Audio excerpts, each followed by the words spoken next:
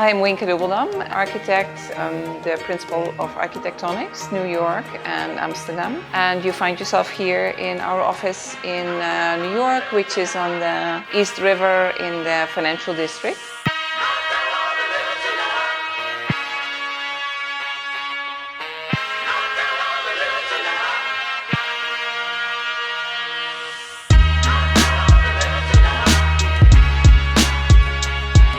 I'm going to explain a little bit about how we work. I'll show you some models around the office, and I think we go from there. Obviously, as everyone else does right now, we work completely in the computer. But maybe what is interesting to know is we worked very early on in the computer, like around 1994 when I started my office. And what was interesting is we would design everything three-dimensional on the computer, but then draw all the drawings by hand, which then flipped over around 98 when we did our first really big building by actually doing everything in the computer. And now, of course, we print, 3D print also all the models. Having been, raised in like kind of the 80s, 90s, we were already over kind of, let's say, the 30s and 50s modernism. We were also already past postmodernism. We were kind of in a new era that was very digital, right? So I guess I'm one of the first generations, or part of one of that first generation that was already in school digital. And from digital comes also a direct relationship of designing in 3 dimensions. And 3 dimensions means that you always think of things in forms and solids and not as plans and elevations, which is a big departure in architecture. I think the generation before us was always, or very often, first developing in plan and then slowly into section. And we have always been like that. So the forms became, I guess, more and more bulbous. And I started to really like what that did for the architecture, but also for the space inside of it.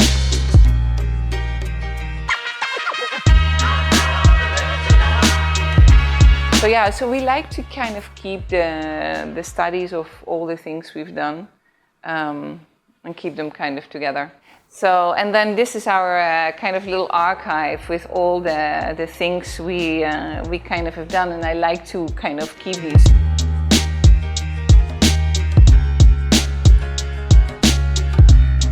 Typically we design very three-dimensional, both in design in the computer, but also we constantly test it in these models, and the 3D printer is of course really great for that.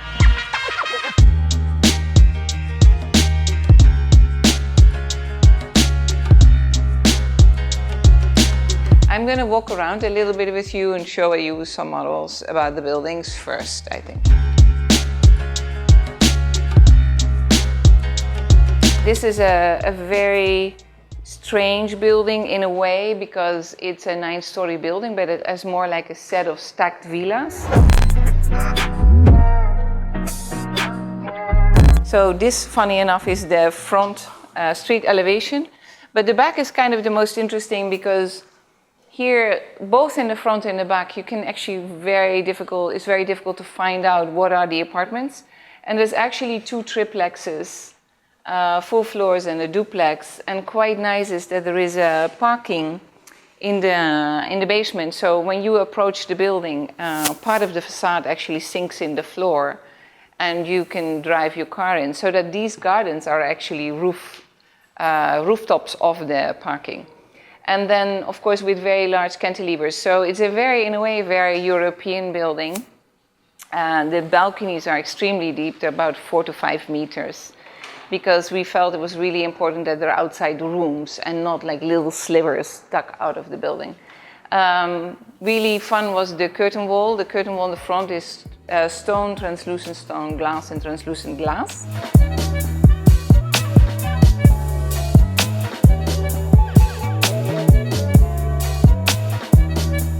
Yeah, Vestry Street is a really nice project in the sense that it's a big building, but only a few apartments. It's more like, we call it a set of stacked villas. Everyone is different. It comes back a little bit to the idea of now when we design in the computer, we really don't have to make a standard apartment. So every apartment is customized. It was a super interesting client. I think he let us just completely design it how we wanted. The way we transition the one facade to the other, because they're so different, is through different levels in the building. So we try to make as few walls inside as possible, but really change the zones by making different heights, by lowering the floor, by changing the height of the ceiling, so that the volume starts shifting rather than the simple flat plate and columns. It's an amazing building to live in. I think it's very geared towards a different kind of lifestyle and a different living experience.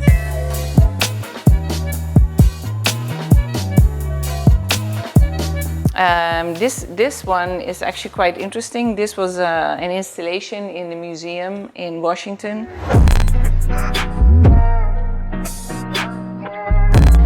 These are 8 meters high. They're made from sound frequencies. So we had a sound designer create a sound piece for the space, and we took the frequencies and then created the volumes out of it. We call them Soundscapes. And then in the museum itself, we had robotic speakers that scanned the surfaces again. So it was quite an intense installation. And the way they were fabricated was from aerated concrete. So they felt very, they were actually done with machine saws. It's quite a dangerous kind of way of producing things. But they were incredibly impressive because it was huge elements.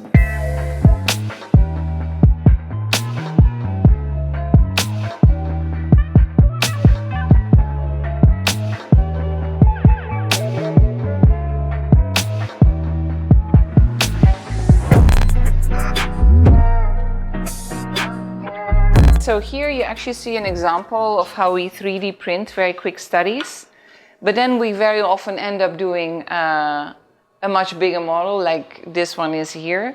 This study was actually a very interesting study for a hotel with condominiums where essentially we build a full building envelope, and you come in one side of the tower. The tower is kind of a loop with an opening here, and then on this side is actually where the pool sticks out. So the whole thing functions around this opening and keeps folding and unfolding. And it was built from dark gray glass and dark gray stone. So it's a curtain wall with glass and stone, actually not dissimilar to that one.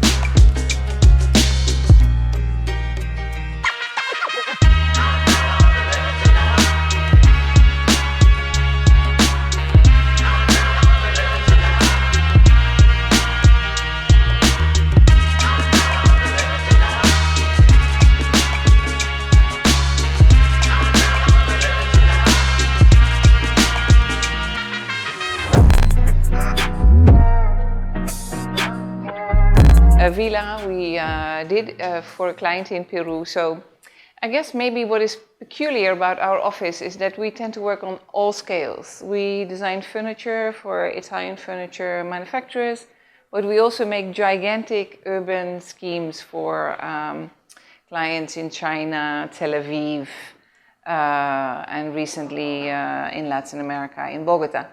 So, and then in between we have multiple scales. We have very often, for some weird reason, clients just walking in our office and going like, I have a project for you. And this was one of the clients who is himself a builder, lives in Lima, Peru, and wanted a car museum for his private collection of about 20 cars and a house on top of it. And so this is actually the house. And it integrates the car museum below it. So the house itself sits in a very enclosed garden. And you can start to see here that the museum sits under it. Now the roof is really undulating, and what is interesting is that that undulating roof is also the way the museum is designed. The house itself is kind of a volume which sits within, is kind of separate volumes which sit within a larger screen. And the beauty of it is that not only it works with the climate there, but also, of course, what works is that because of these creases, you look down.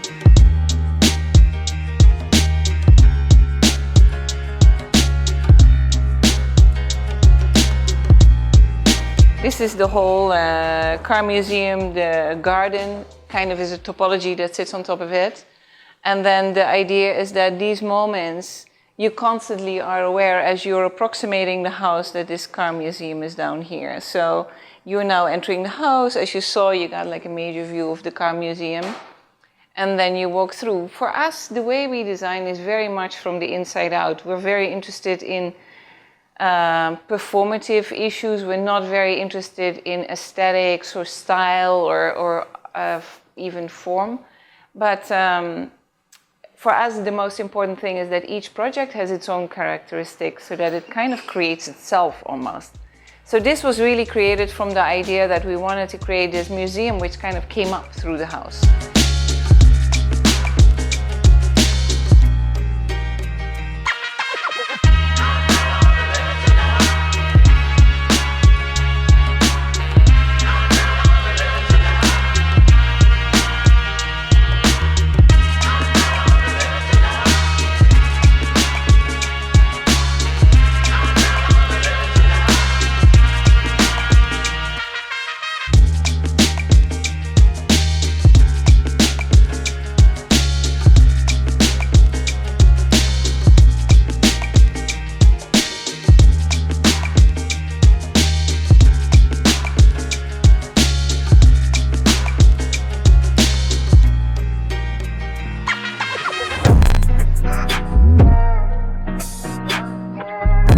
Client of us asked to develop a new concept for a meditation center, and not only did it have to be a meditation center, he also wanted to be able to spread this in other cities, in other countries. So we had to think of it as industrial design, but also as something that potentially could be built prefab and that we could distribute very easy to local manufacturers. Because we were not thinking of designing it prefab and making it, for example, in New York and then distributing it. We were really thinking make very smart drawings, like a manual, and send the drawings to another prefab manufacturer, for example, in England or in Asia, and have it manufactured locally. Also because we were thinking the only way to be sustainable is if you manufacture things locally. And the only way to be smart is if you design things locally. So that's where we started from. It's a very interesting subject because I think, especially as an architect, when you meditate or when you're having a massage or something else like that, you often realize that ceilings are not the most beautiful thing. So one of the first things we realized of the meditation center, we wanted it to be a very holistic continuous surface that would really envelop you, but also would not distract you. So it would be a very calm kind of space. We wanted to build it from bamboo because it's strong, it's super tensile, it's very easy to form. And we could go from a solid surface to something that is a frame or, in this case, almost like a basket. So we were weaving the ceiling from a solid ring into a form that is more or less a basket.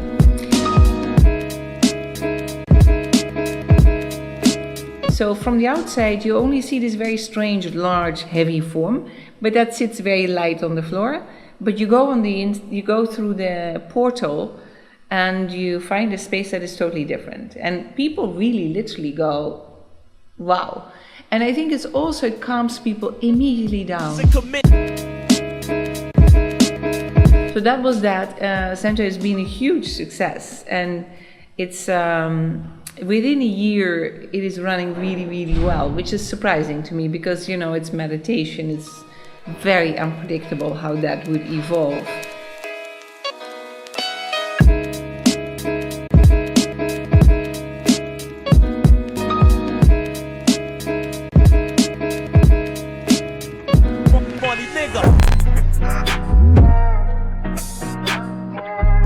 And for example, it's always amazing for me that we go to our car or a plane and somehow they seem much better made than our buildings.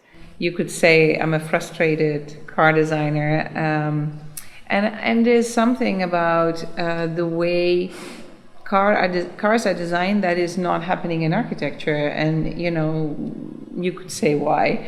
But maybe the more interesting thing is to figure out how to get to the level of precision that is in car design, but that also comes back to the padding of surfaces. So it comes back to comfort, it comes back to you push a button and the window opens.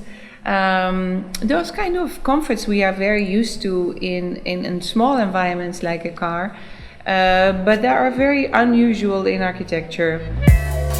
And I started looking at all the things I was looking at, and that they were starting to look like each other. And noticing that, I thought, this is really interesting. What is going on? Like, why am I fascinated with these things?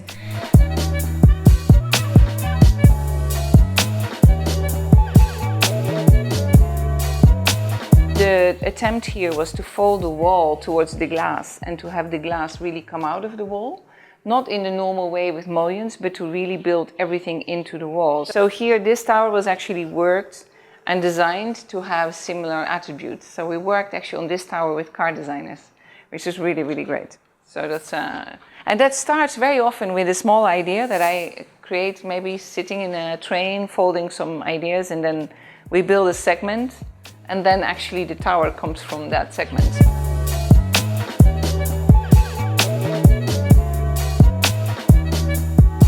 So the tower I just showed you is actually shown here as the whole tower with a very beautiful skinny side in a parking lot.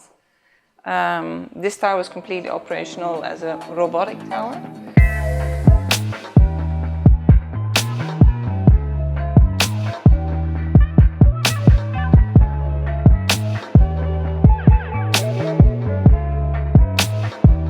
A former person that worked in our office that was an architect and then became a fashion designer. And because he worked in my office, he knows I'm Dutch. When he had a fashion biennale in Holland, he said, we have to collaborate on this. And it was an interesting biennale in the sense that all the fashion designers were working with quite interesting architects. So it was a really lovely, kind of stunning exhibition. When we started thinking about it, I said to Ziki, is his name, Ziki Im, why don't you give me your favorite pattern, fashion pattern? And then what we will do is we will transform this in Maya, which is a 3D animation program, in the computer to a 3D form. So I'm thinking he's going to give me a really amazing avant-garde fashion piece. No. He comes with a very normal jacket, which is kind of was a challenge for us because we thought, okay, now we have a normal jacket. So it doesn't really matter. So we took the pattern of the jacket, not the jacket itself. And we took the pattern and started like making it into a solid, inflating it. And in the process of doing this, I started thinking of this material I'd once seen before. That was a thick fabric that is impregnated with concrete. The beauty of this material is it's maybe 1.5 centimeters thick, or maybe 1 centimeter. And when you spray it with water, it turns into solid concrete, but very thin.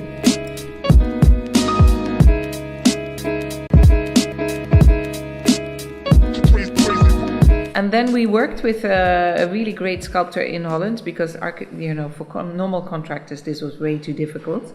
And we made a frame that is kind of like a rebar frame, like how you would reinforce concrete. that we made a very flexible frame. They draped the concrete cloth over it. I gave them 5 methods of attaching. So they could stitch, they could use rivets, they could bend, and they could pleat. But I did not tell them where. So I gave them the 3D shape and I gave them 5 methods, and I say, whatever works the best for you, do it. And this turned out to be so beautiful. It was funny because when we came to the Biennale, the people were, everyone was kind of like knocking on it or smelling it or banging on it and kind of studying it. No one knew what it was. And the organization came to me and they said, this is our favorite, because we all call it the cuddly elephant.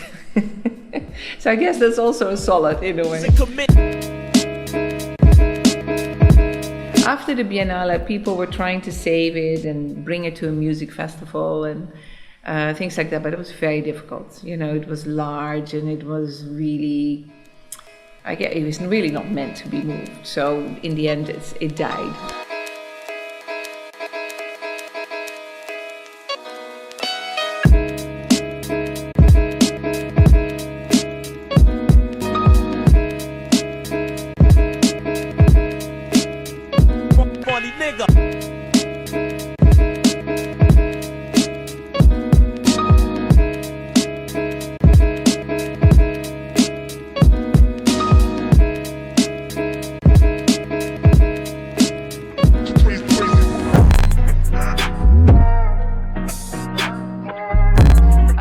This is actually a study for lights that were in production, where the design is very three-dimensional. It's a polycarbonate and an aluminum, both stamped in the same shape. So as you can see here, this shape and this shape is actually kind of made from the same 3D model.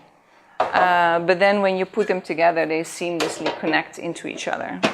So you get this kind of very 3D thing. I always think like one of my big rules is that you have to design the bottom of things. You cannot do only the top. So we tend to be very three-dimensional.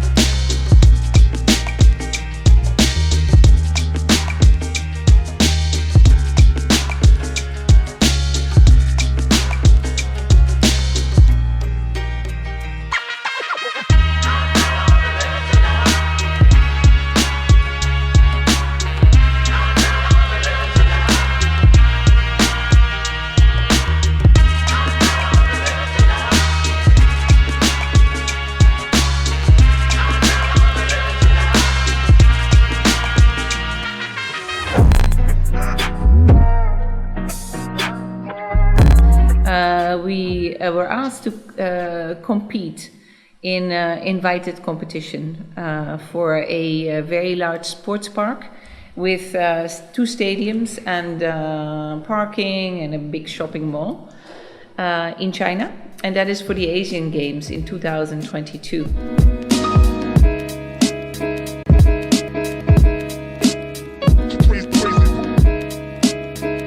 When we were designing the large stadium, I was developing basically the stadium as a volume inside of another volume. And when we were working on it, it kind of remained very unchallenged. So with the office, we started working on pushing the one volume through the other, and slightly shifting it and cutting it. And so it was really interesting because it was these kind of very precise manipulations, one after the other, that slowly made the solid or this massive shape into a bit of an alien. And I was looking for an alien. I was looking for something that would feel familiar, but also would feel of both the ancient past and the far future. So I was kind of fighting this almost like eternal form. And we chose to finish the shapes into brass shingles, so it's a very soft golden glow. That's one volume, and the other volume that intersects is a kind of a diagonal diagrid, and it's more glassy. So after long story short, we worked on this really intensely. We only had 6 weeks to do the whole competition. It's 450,000 square meters, the whole site. The stadium is about 34,000 square meters, so it's for a stadium not as large. It's a 5,000 seat stadium, but it's a big shape.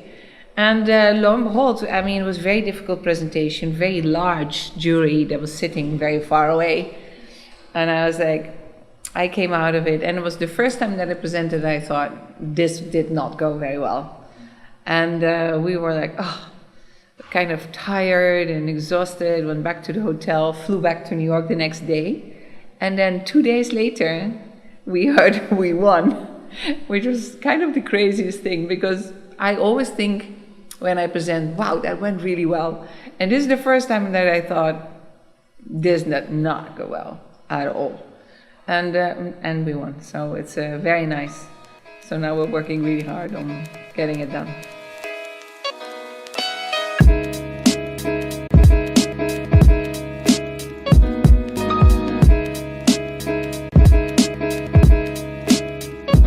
Funny nigga.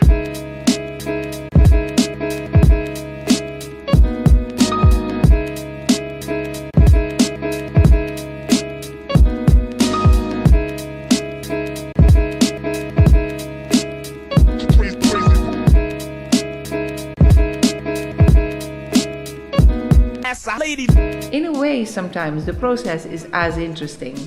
The process of developing, of meeting people who make interesting materials, and we really love that. We think that architecture really changes through the collaboration with amazing, innovative people who develop new materials or who think of new manufacturing methods.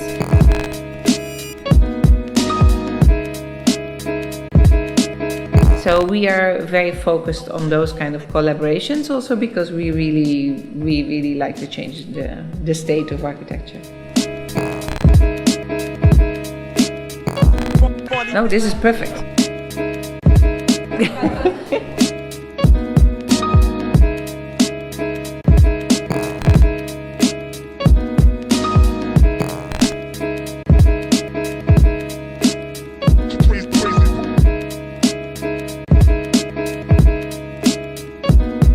Lady.